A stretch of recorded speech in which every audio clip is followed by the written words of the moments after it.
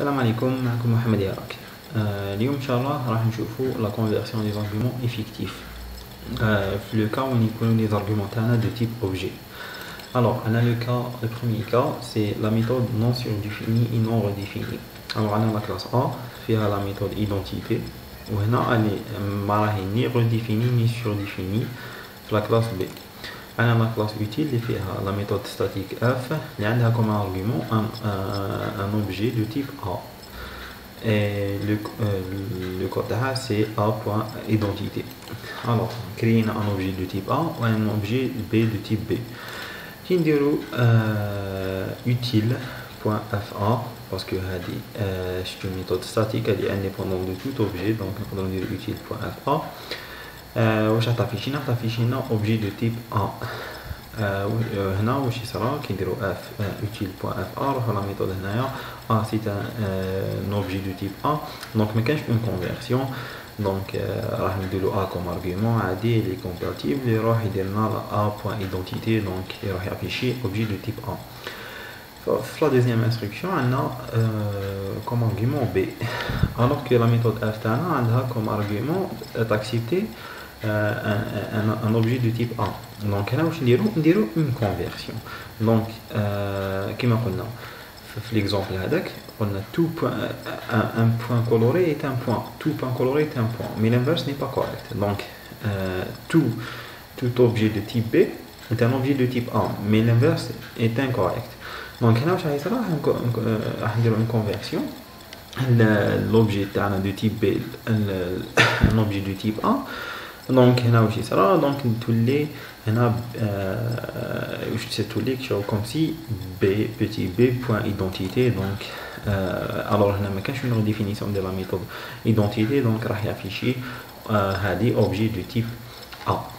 نروحو le deuxième cas où la méthode elle n'est pas surdéfinie mais elle est redéfinie. Donc كما راكم تشوفوا هنا في la classe B رانا درنا une redéfinition de la méthode identité.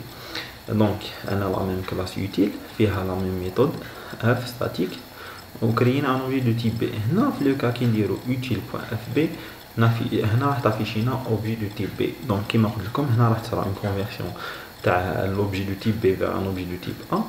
après واش جينا هنا جينا b.identité, donc يروح la classe B يروح la classe B تاعو ويشوف اسكو كاين كيما شفنا في لا فيديو اللي فاتت اسكو كاينه لا ميثود ايدونتيتي كي نا با دو ارغيومون. دونك كاينه دونك راح يدير اكزيكوتي لو كود تاعها اللي هو يافيشي هنا الاوبجي دو تيب بي.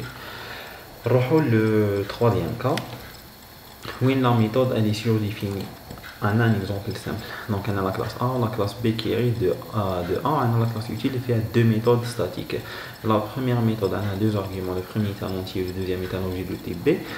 La deuxième, c'est le premier argument c'est un float ou le deuxième argument c'est un objet de type A. Donc créer un objet de type A, un objet de type B, pardon. On a un entier 1 ou un float X. Donc la première instruction on a utile.fmb. donc واش من méthode هنا donc on a le premier argument c'est un entier ou le deuxième argument c'est un objet de type B. donc راح نعيطو sans conversion l'appel تاع la méthode هذه int b. donc ما راحش نكونفيرتيو un entier un entier un objet de type B un objet de type B. donc نعيطو la première méthode de la même façon راح نعيطو هنايا عندنا utile.fxa mais sans conversion راح نعيطو la méthode float a. La troisième instruction on a f1a.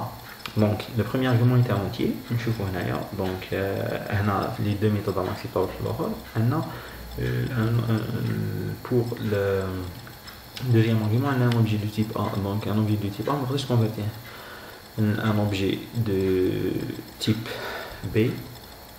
donc واش راح تعيط la deuxième méthode. donc واش راح نكونفيرتيو l'entier en float كيما راكم تشوفوا conversion de 1 en float ونعيطوا la deuxième méthode هذه float la dernière instruction on a un float B. donc هنا واش راح نديرو on a un float. donc pour le premier argument on a déjà la première méthode elle n'est pas acceptable. donc نشوفوا مع la deuxième méthode. la deuxième argument est un objet de type B. Donc واش غنديرو نقدروا نكونفيرتيو un objet de type B vers un objet de type A parce que راهو كي il y a la classe B elle est dérivée de la classe A. Donc غنديرو une conversion de B en A ونعيطوا la deuxième méthode. Donc في troisième instruction de كامل نعيطوا la deuxième méthode seulement l'instruction الاولى نعيطوا la première méthode هذه. Bon, نبقاو في le même cas où تكون la méthode elle est surdéfinie avec un exemple moins trivial. Alors, هنا في le cas تاعنا عندنا la méthode f الاولى عندها l'argument الاول c'est un entier, le deuxième c'est un objet du type A ou le deuxième c'est la même chose عندنا un float ou le deuxième argument c'est un objet de type B. Alors, la même chose هنا عندنا la première instruction عندنا l'appel de la méthode avec un entier الاول. Donc, le premier argument c'est un entier, le deuxième c'est un objet du type A. Donc, sans conversion, la méthode f int A. Pour la deuxième instruction, le premier argument c'est un float, le deuxième c'est un objet du type B. Donc, sans conversion, on a la deuxième méthode qui m'a fait l'exemple les faits. Et là, on va la troisième instruction, je vais être concentré. Donc, le premier argument c'est un entier.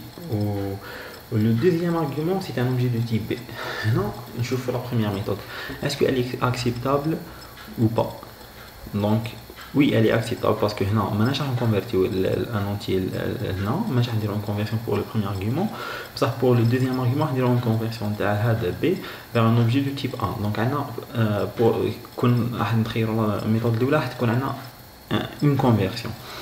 Je fais la deuxième méthode. Donc, la deuxième méthode, maintenant, je vais une conversion pour le deuxième argument parce qu'il y a un B. Mais ça, l'entier, je vais convertir un float. Donc, comme je fais le compilateur, il faut une ambiguïté. Il faut une méthode qui est les deux, il faut une conversion. Donc, mais quand une méthode est une méthode. Donc, il y a une erreur de compilation parce qu'il y a une ambiguïté car les deux possibilités existent. Pour la dernière instruction, on a un float comme premier argument ou l'autre c'est un objet du type A. Donc on a une erreur de compilation car aucune méthode ne convient parce que nous avons converti un objet du type A vers un objet de type B parce que B elle hérite de A. Donc on va dire la conversion. La même chose pour la première méthode, on peut convertir un float vers un entier. Donc impossible de convertir A en B ni float en int. Donc هذا les 4 cas تاعنا باش تفهموا la conversion كيفاش. Alors هنا راح ندير ملخص تاع les règles de polymorphisme en Java تاع les vidéos تاع هاد اللي فاتوا وهذه. donc هذا هو الملخص تاعو. قالك là des possibilités de redéfinition et surdéfinition peuvent conduire à des situations complexes comme on a pu le voir. Donc voici un récapitulatif à chaque fois les différentes règles. Donc de manière le polymorphisme. Maintenant la première règle, la compatibilité. Il existe une conversion implicite, elle est implicite d'une référence à un objet de classe C en une référence à un objet d'une classe ascendante, non pas descendante, aussi bien dans les affectations que dans les arguments effectifs des méthodes.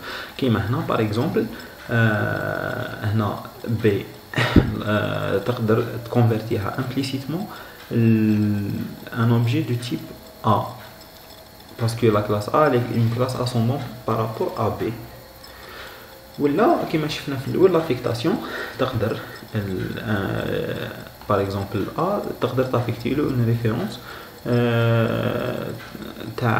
un objet de type B. Mais le contraire il faut كما شفنا في les vidéos اللي فاتوا. Alors la deuxième règle c'est la ligature dynamique.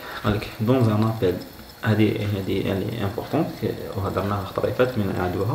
dans un appel de la forme x.f où x est supposé de type C, le choix de f est déterminé de la manière suivante. Donc il y a un appel de la forme un objet point une méthode كيفاش راح نخيروا la méthode f. Donc à la compilation, il y a deux étapes. La première étape c'est la compilation. On détermine dans la classe C ou ses ascendantes. Donc tu la classe C parce que l'objet X est supposé du type C ou là ses ascendantes. Tu trouves la signature de la meilleure méthode. Donc tu trouves la meilleure méthode تحوس عليها وراهي après تحكم la signature تاعها. Après, on chauffe le type de retour. Aussi, la signature de la meilleure méthode, tout en venant à la place, ce qui définit également le type de retour. Donc, tu fais la meilleure méthode, tu as la signature ou le type de retour, tu as comme je fais dans la vidéo les facettes. Après, l'exécution, la deuxième étape, on recherche la méthode F de sa signature de type de retour voulu à partir de la classe correspondante au type effectif. Maintenant, le type effectif de l'objet référencé par X, il peut être de type C ou descendant. Donc, le type effectif est de type C ou descendant, mais c'est ascendant. Si cette classe ne comporte pas de type approprié, on remonte dans la hiérarchie jusqu'on trouve une. Donc, هذوما les règles تاع le polymorphisme en Java. Donc, on a la compatibilité. Donc, on a un objet, par exemple, un objet d'une classe descendante. Tu peux convertir implicitement un objet d'une classe ascendante, par exemple, un point coloré est un point, mais l'inverse, tu peux convertir un point coloré, mais tu peux convertir un point coloré en un point. La deuxième, c'est qu'il va créer la méthode. Donc, شفنا من قبل بلي تروح لا كلاس الاخرى تاع لوبجي تاعك تاع لو تيب تاع لوبجي تاعك وتشوف لا ميثود لا ميور ميثود وتفيجي تاعها سما تفيكسي لو تيب دو روتور ولا سيناتور اللي راك حابها ابري تحوس في لو تيب ابري تحوس على لا ميثود اللي راح تعيط لها في لا كلاس تاع لوبجي تاعك في لا كلاس تاع لو تيب افيكتيف تاع l'objet تاعك. Donc soit كيما قال لك هنا il peut être du type C ou descendant. Donc هذا شفناها في لا فيديو الاولى وفي لا فيديو الدوزيام تاع لي بوليمورفيزم. دونك ما نطولش عليكم وصلنا لافان تاع هاد لا فيديو. دونك جيسبر تكونوا فهمتوا لي ريغل تاع لو بوليمورفيزم ولي كونفيرسيون كيفاش مي ومازال نشوفوا دوطخ كونفيرسيون لي اكسبليسيتو كدا في لي بروشين فيديو.